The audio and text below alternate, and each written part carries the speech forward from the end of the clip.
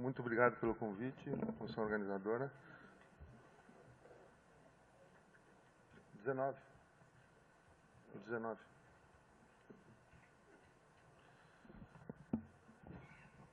Eu vim aqui hoje, então, para falar sobre se é necessário fazer a ressonância nuclear magnética frente a um paciente com luxação facetária. Muito obrigado. Então, eu não tenho nenhum conflito de interesse para essa apresentação. Por que eu precisaria fazer a ressonância? Quais são os motivos que me levariam à execução do exame num paciente com luxação facetária? Todo mundo já sabe, né? O risco da compressão em função de um eventual disco deslocado na hora de reduzir a luxação, a integridade, a avaliação da integridade do complexo ligamentar, extensão do dano medular e assim por diante. Mas o cirurgião muda a conduta frente ao resultado da ressonância nuclear? A avaliação, segundo o Weismond e o Vaccaro, é subjetiva. E ele classifica esse tipo de disco, em que há o deslocamento do material no sentido rostral e posterior, como o que tem mais perigo, mas fica sempre na área da subjetividade a questão de ser ou não potencialmente perigoso a redução com a presença de disco.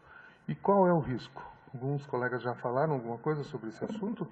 Eu não vou me debruçar muito nisso, mas alguns trabalhos recentes ou mais anteriores, tipo 93, 2017 agora, recomendo o uso da ressonância, mas a coisa fica sempre na área da subjetividade, não tem dado em nenhum elemento mais forte que possa nos embasar nesse sentido.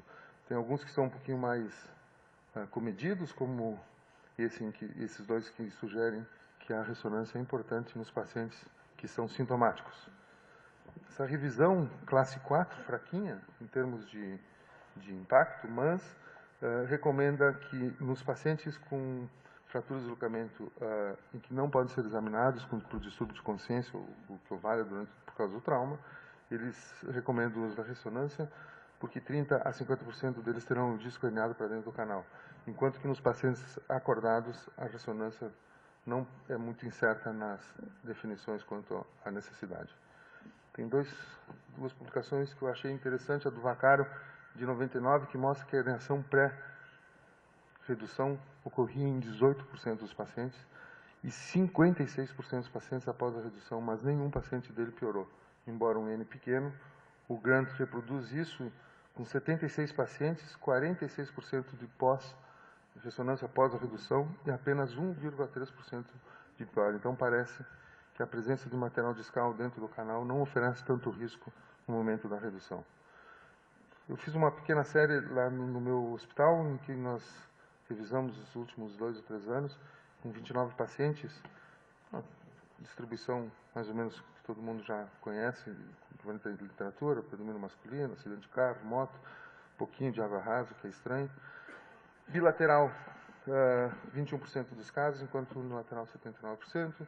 O Frankel, a maioria dos pacientes Frankel E no exame neurológico, 14% dos 29 tinham mielopatia e 5% radiculopatia, o resto era normal. Aqui eu separei entre tomografia, aqueles pacientes que eu comecei a me dar conta no hospital em que a gente fazia cirurgia, eu considerava a ressonância muito importante e percebi que a gente fazia as tomografias, as cirurgias muito de pacientes sem esperar pela ressonância. E mais ou menos, me parece que, de um modo geral, a conduta entre artrodese anterior, posterior, ou seja lá, 360, primeiro anterior, primeiro posterior, não mudou muito tendo só a tomografia ou tendo a ressonância nuclear magnética, e isso estatisticamente foi significativo. E desses pacientes todos que a gente atendeu nesse período de 29 pacientes, o Frankel só mudou para melhor. A gente teve um óbito em Frankel A, um paciente de B passou para D, um de C passou para E, aqui é na alta e 1 ano de follow-up. Um de C passou para D e outro que não mudou muito, mas de D para E não é significativo. Então, 4 pacientes melhoraram, 3 pacientes melhoraram, tiveram uma melhora funcional significativa, ou seja, não caminhava e passaram a caminhar, 10%. Nenhum paciente piorou com aquelas condutas.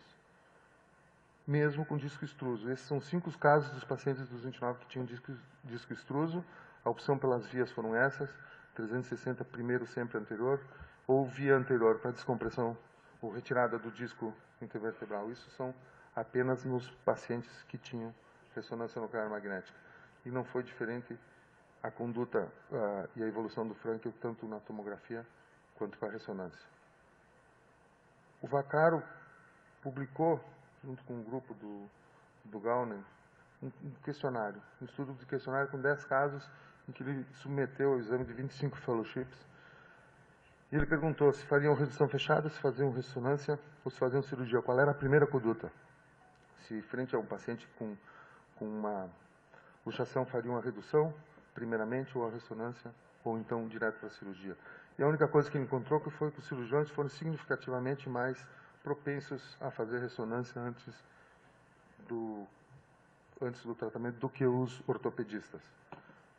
Nós revisamos 15 casos e mandamos para 6 cirurgiões experientes aqui no Brasil.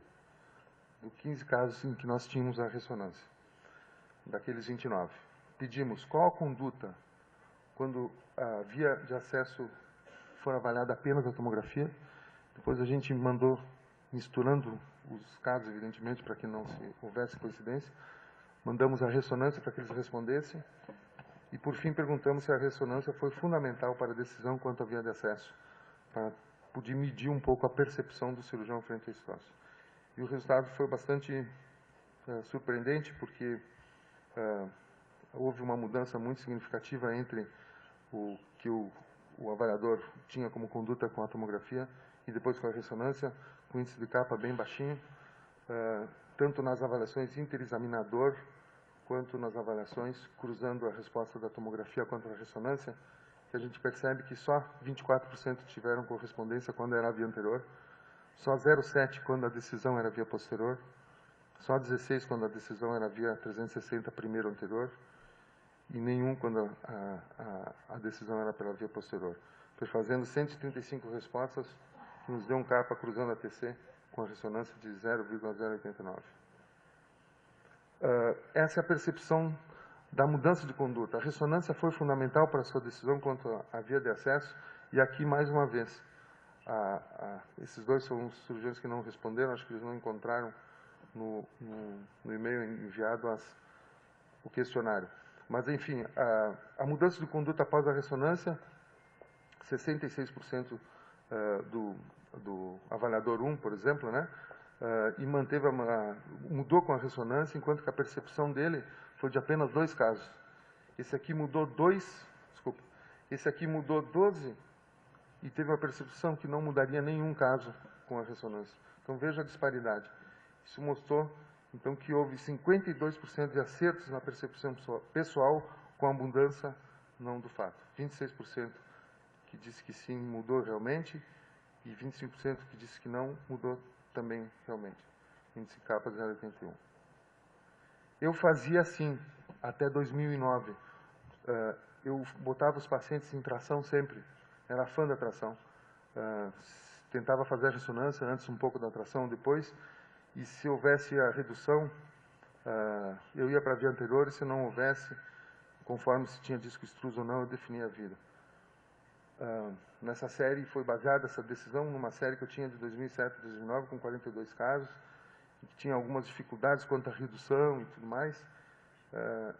E eu pensando melhor, de um tempo para cá, nos últimos 3 anos, talvez considerando o tempo que eu consigo no meu hospital, entre porta e bloco cirúrgico, a facilidade de obtenção da ressonância, a baixa piora dos pacientes que foram operados daquela maneira, o resultado satisfatório nos últimos 3 anos, eu deixei de lado um pouquinho aquilo lá e agora eu faço isso aqui. Os pacientes que são intactos, trauma recente, ressonância, se possível, e via anterior. Os pacientes intactos, trauma tardio, ressonância, se possível, e considera a via posterior ou até mesmo 360. E nos pacientes com lesão parcial, que eu acho que é o mais fundamental, ressonância, se possível, e via anterior o quanto antes, e talvez a cirurgia de urgência. A conclusão, devo esperar a ressonância para obter, esperar para ser esperada? Bloqueada? Não, eu não espero. Conclusão, não perca tempo em levar o paciente ao bloco cirúrgico, se possível, faça a ressonância. A via anterior é fácil de remover o eventual disco extruso. O disco piora, o risco de piora neurológica é baixo. Se não tiver ressonância e não puder operar logo, coloque em tração. O risco de piora é muito pequeno. considerar a tendência atual de realizar descompressão em pacientes com déficit parcial.